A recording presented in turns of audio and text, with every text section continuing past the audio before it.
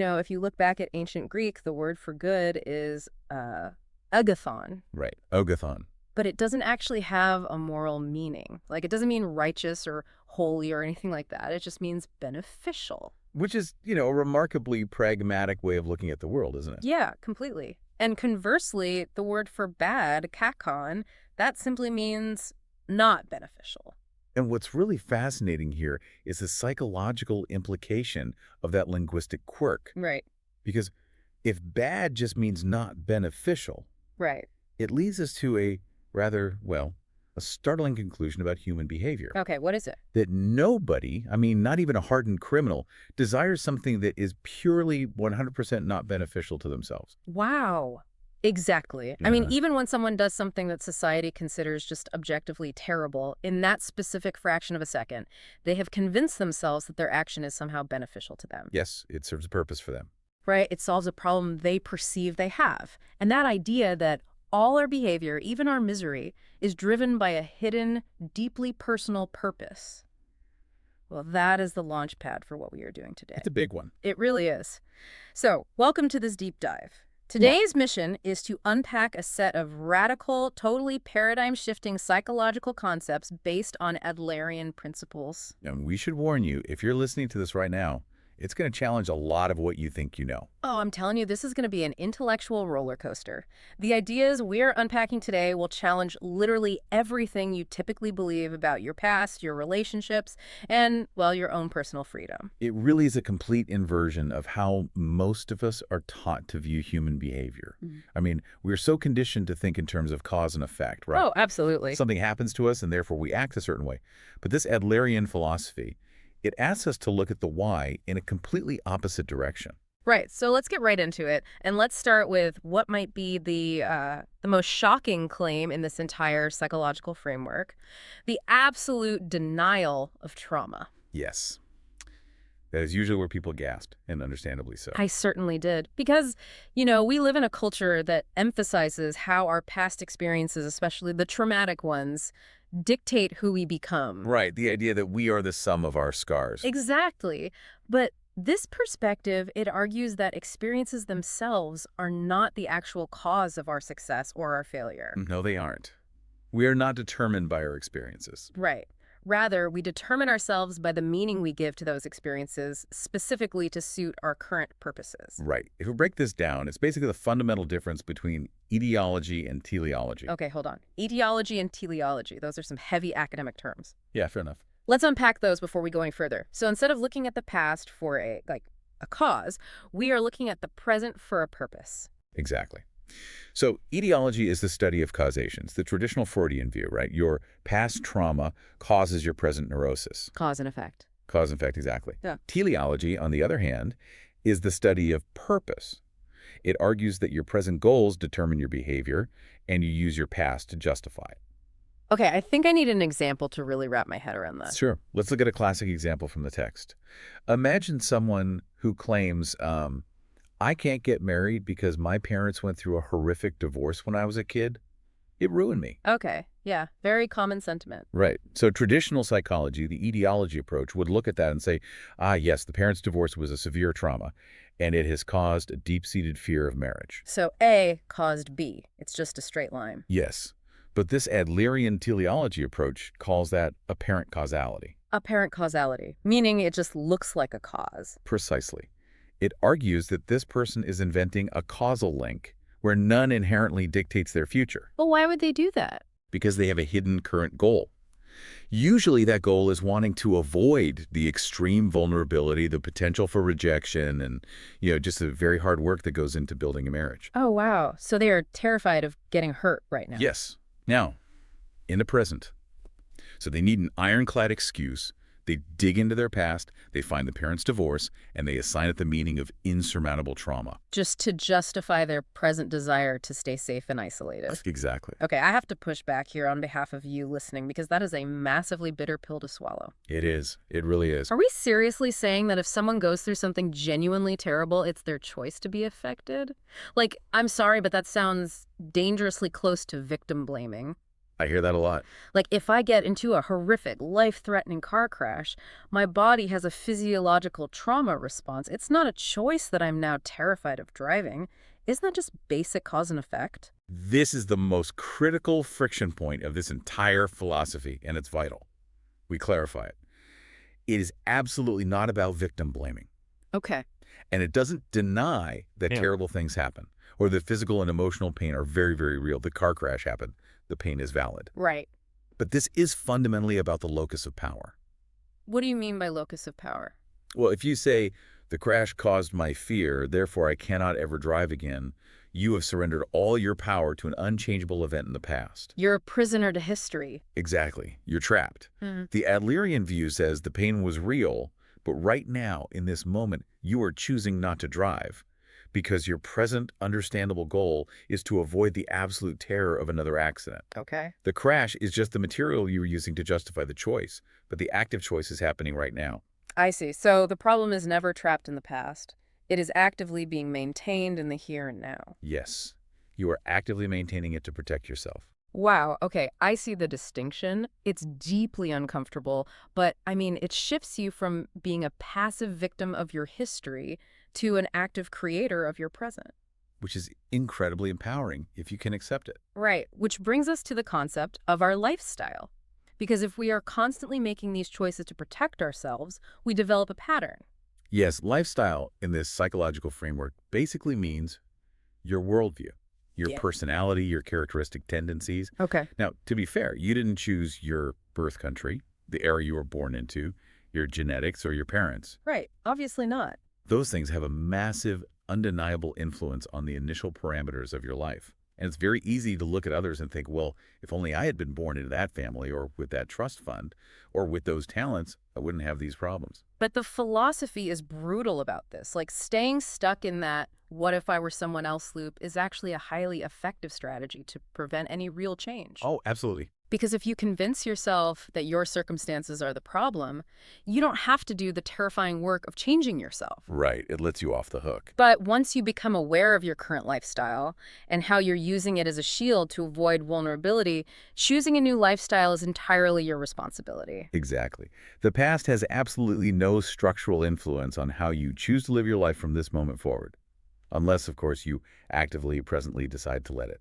Okay, so if we aren't helpless victims of our past and we are actively, sometimes subconsciously, inventing these excuses to avoid things, why do we do it? That's the million-dollar question. Like, what are we so profoundly afraid of? And it seems the source material points a massive glowing neon sign at one specific thing. Other people, our social web. Yes. To understand this, we really have to look at how human beings start out. We are born completely helpless. Right. A human infant wouldn't survive a week without caregivers.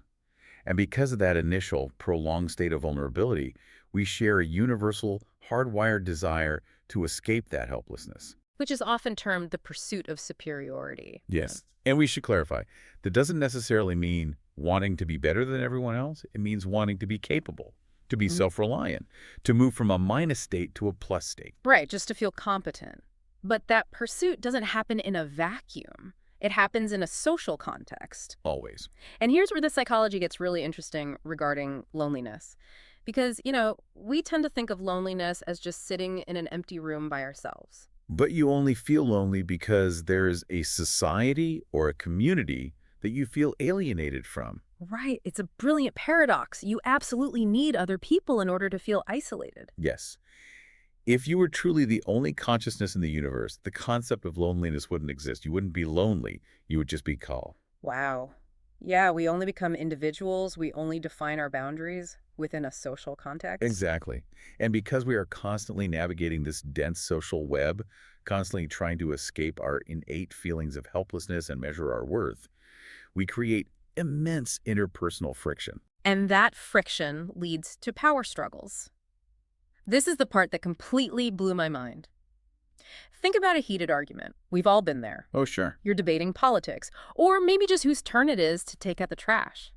But the moment a person thinks, I am right, in an interpersonal conflict, they have implicitly decided the other person is wrong. And that implicit decision is the trap. Yeah. The second you make that calculation, I am right, Therefore, you must be wrong. The focus immediately entirely shifts. Right. You are no longer debating the correctness of the actual argument. You are now fighting for interpersonal dominance. So it's like a casual debate over dinner suddenly turning into a boxing match? Yes. You completely stop caring about the actual topic you're arguing about. Like, the dishes don't matter anymore. You just want to see your partner on the mat. You want to win. Right. Being right stops being about truth and becomes a weapon to assert your superiority and prove you aren't helpless. That is a perfect analogy. Yeah. You are no longer trying to find a solution. You're trying to subjugate the other person to validate your own worth. It's so toxic. It is. And human beings will go to shocking lengths to maintain these interpersonal defenses. People are incredibly selfishly capable of finding flaws in literally anyone, even a saint. Wait. Oh, yes. If they want an excuse to view the world as dangerous and treat others as enemies, they will find a flaw. Okay, unpack that mechanism for a second. Why would I actively want to find flaws in a perfectly nice person? Because if your hidden teleological goal is to avoid getting hurt by people, you need a justification to keep your distance. Oh, I see. So you will actively scan everyone you meet for flaws. You'll find a reason to dislike the kindest person in the room. Maybe they laugh a bit too loud or they seem, I don't know, too perfect. Right, you just invent something. Just so you can say, see, people are annoying. The world is full of enemies. It's beneficial, remember Ogathon, for me to stay isolated in my shell. Wow. It's a self-fulfilling prophecy designed to keep you safe from the terrifying vulnerability of real connection. You manufacture the dislike to serve your goal of isolation. Okay, so if interpersonal relationships are this absolute minefield of power struggles, hidden agendas, and enemy-making, how do we disengage? Like, how do we step out of the boxing ring entirely? Well, the framework provides a very sharp surgical tool for this. It's called the separation of tasks. Separation of tasks. And it starts with a single, clarifying question you have to ask yourself. Literally any situation involving another human being. Whose task is this? Okay, let's establish the boundary there. What defines a task? It ultimately comes down to who receives the end result, or the consequence of a choice. The core principle is this. Your task is to choose the best path that you believe in. That's it. And the other person's task. Other people's task is how they choose to evaluate your choice. You have absolutely zero control over their evaluation, their judgment, or their feelings about what you do. Right. Therefore, you must rigorously, ruthlessly separate your tasks from theirs. Let's live in a practical example for a second, because this sounds simple, but is, incredibly hard to do in real life. Very hard. Think about the classic scenario of a toxic boss. Someone might say, I am stressed out, I can't do my job well, I can't be productive because my boss is completely unreasonable, yells all the time, and clearly dislikes me. Okay, and if we apply our earlier logic of teleology purpose over cause, what is really happening in the mind of that employee? Well, the employee is using the toxic boss as a shield. Like, they actually need the existence of the bad boss as a built-in excuse for their own mediocrity or maybe their fear of trying hard and still failing. Exactly. They're saying, if only I didn't have this boss, I'd be a star employee. But by keeping the bad boss front and center, they never actually have to test their own limits. Right. Doing your job to the best of your ability, regardless of the environment, is your task. Right. How the boss evaluates your work or how the boss manages their own anger is their task. When you say you can't work because of the boss's mood, you are intruding on their task and abandoning your own. You're letting their potential evaluation dictate your actions. And this need for approval bleeds into everything. Right. Even doing seemingly nice things for people, there's this danger of returns. Oh, yes. The expectation of returns. Like doing a massive favor for a friend and then quietly expecting them to be endlessly grateful or to owe you one down the line. Right. If you do something nice and then get angry or resentful because the person didn't thank you profusely enough, you weren't actually acting out of genuine goodwill. Yeah. You were bound by the expectation of a reward. You were operating on a transaction. You were essentially trying to manipulate their emotions to validate yourself. Okay, I have to stop you again because the alarm bells are definitely ringing for me here. I thought they might. If we completely ignore what other people think, if we truly separate tasks and stop caring if we're praised or disliked, don't we just become massive jerks? It is a very common reaction. Like, where is the line between separating tasks and just being an entirely selfish sociopath who stomps all over people? That's a crucial distinction and a major misunderstanding of the concept. Separating tasks is not about being cruel. And it's certainly not about ignoring others' needs. Yeah. It's about self-reliance and establishing incredibly healthy boundaries.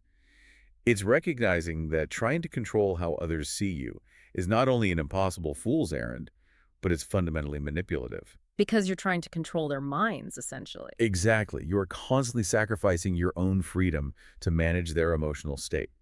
True freedom requires you to stop caring about others' evaluations. You have to be willing to pay the cost of being disliked. Right. Because if you are terrified of being disliked, you will spend your entire life contorting yourself to meet the constantly shifting expectations of everyone around you. You'll be a chameleon. Yeah. You will never actually live your own life. Exactly. You become a slave to consensus. And interestingly, this applies to positive relationships just as much. How so? Well, true love, in this psychological framework, isn't about enmeshment or finding someone who completes you. It's about feeling completely free with someone. Oh, I love that. There's no tension, no underlying need to show off your superiority, and no lingering feelings of inferiority. You just exist, naturally and peacefully, because neither of you is trying to manage the other's evaluation. That sounds incredibly peaceful. So if we strip away the need for approval and we stop fearing disapproval, we suddenly have a new problem. How do we actually interact with people on a regular Tuesday morning? Right, practically speaking. If you aren't trying to please your boss or discipline your kids for social clout, what does life look like? And this brings us to a concept called radical equality. Yes. Radical equality. To truly separate tasks and step out of those endless power struggles, you have to completely reject what are known as vertical relationships. Vertical relationships, meaning relationships based on hierarchy and power dynamics. Exactly. But wait, society is entirely built on hierarchy. Boss and employee, parent and child, teacher and student. You can't just ignore that structure. You don't ignore the functional structure. You still respect your elders, you still follow the operational chain of command at work, but you must maintain psychological equality. Psychological equality. Yes. You are different in your roles, yes, but you are absolutely equal in your humanity. For instance, reading the room to appease a higher-up is often just a cowardly way of avoiding your own responsibility. Wow, okay. If you know a project is doomed, but you stay quiet because it was the CEO's idea, you are using the vertical hierarchy as an excuse to not do your task, which is to speak the truth based on your expertise. Oh, it hits hard. And this radical psychological equality radically changes how we raise kids or manage teams. This part totally blew my mind. The absolute denial of reward and punishment. Yes, this is a tough one. It argues that praising someone and scolding someone are actually the exact same mechanism. It is a really tough concept for most people to accept. I mean, how on earth can praising a child for getting an A be bad? Right. We're told we have to praise them. But think about the underlying psychological dynamic. When a parent praises a child, or a boss praises an employee, the unspoken subtext is that a person with superior capability is passing judgment on a person of inferior capability. So why is that manipulative? Like, how does the child actually experience that praise? Well, when you constantly say good boy or good girl to a child, you are conditioning them to act solely for your approval. You are teaching them that their intrinsic value is entirely tied to your extrinsic judgment. Oh, I see. It robs them of their internal motivation. They stop doing things because they're inherently right or beneficial, and they start doing them just to get the candy. Both praise and scolding are designed to control the other person's behavior to suit your goals. It's just the difference between using a candy or using a whip. Exactly. So if I can't praise my kid for getting an A and I can't scold them for failing a test, I'm completely lost. Am I just supposed to stare at them blankly when they bring their report card home? Like, how do we evaluate anyone? We have to stop using a 100-point scale. 100-point scale. Yeah. Usually we walk around with an ideal image in our heads, a flawless 100-point ideal. The perfect child gets straight A's, never talks back, and keeps their room spotless. Right. Which doesn't exist. Exactly. Then we look at our actual flesh and blood child who is messy and struggling with math, and we start deducting points. We evaluate them based entirely on what they're lacking compared to a phantom ideal. Ah, okay. So instead of that, we evaluate from 0. Yes. That's a beautiful shift. That's like looking at a blank canvas and being absolutely thrilled that there's simply paint on it, Yes. rather than being angry that it isn't a flawless masterpiece. I love that analogy. Yeah. Yes, you start at 0, and you appreciate their mere existence. You don't deduct points for reality. You add points for the fact that they're simply there, breathing, trying, being part of your life. You express gratitude for their presence, not praise for their compliance. Exactly. Now, you might be listening to this and wondering, well, what if my boss or my spouse doesn't treat me this way? Right. What if they keep trying to force a vertical hierarchical relationship on me? The philosophy has a very blunt, incredibly empowering answer for that.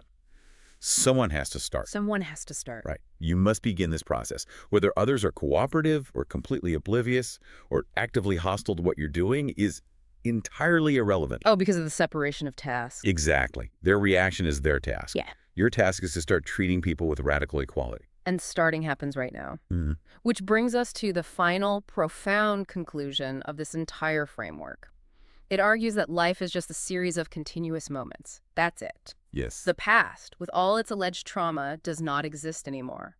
The future, with all its terrifying uncertainty, does not exist yet. When we fixate on the past, our traumas, our grudges, our regrets, or when we obsess over the future, our anxieties, our what-ifs, we are essentially seeking an emotional indulgence. We're looking for an escape. Exactly. We're looking for a free pass to avoid the immediate, sometimes difficult responsibility of the present moment. If you are truly living earnestly in the here and now, shining a bright spotlight on this exact second, those excuses simply vanish. You only have what is right in front of you. That's right. Okay, let's bring all this home for you listening. We've covered a tremendous amount of paradigm-shifting ground today. Let's do a rapid-fire recap. Sounds good. Number 1, your past trauma isn't your master. You are actively choosing the meaning of your experiences to serve your present goals. Right. Number 2, your heated arguments are rarely about facts.